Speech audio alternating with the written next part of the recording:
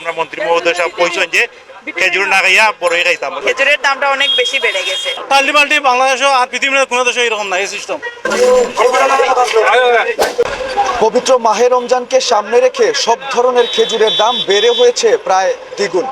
বিশ্বের অন্যান্য দেশে যেখানে মাহে রমজানকে সামনে রেখে সব ধরনের নিত্য প্রয়োজনীয় পণ্যের দাম কমে, সেখানে বাংলাদেশের চিত্র ঠিক তার উল্টো।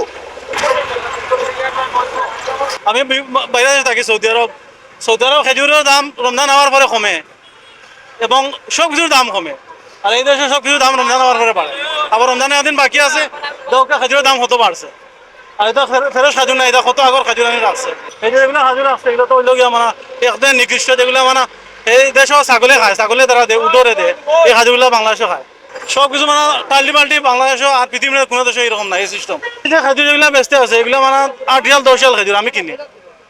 8 রিয়াল 10 রিয়াল ভালো হাই লেভেলের খাজুর, যেগুলো 8 রিয়াল 10 রিয়ালে পাওয়া যায়।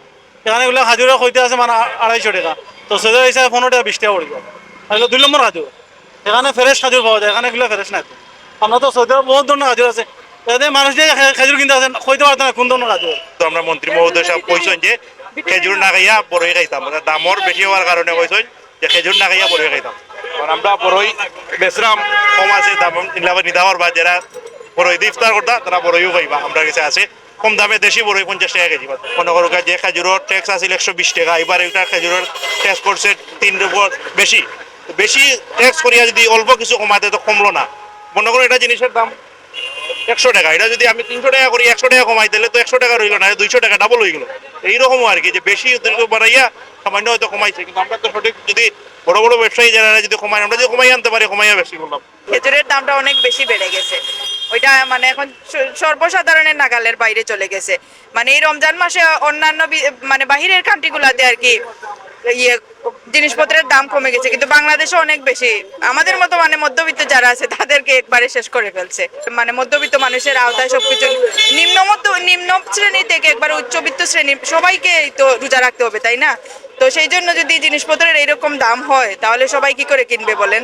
400 টাকার নিচে বোধহয় কোনো খেজুর, আপনি যত লোয়ার ক্লাসে হোক 400 টাকার নিচে মনে হয় না কোনো খেজুর আছে।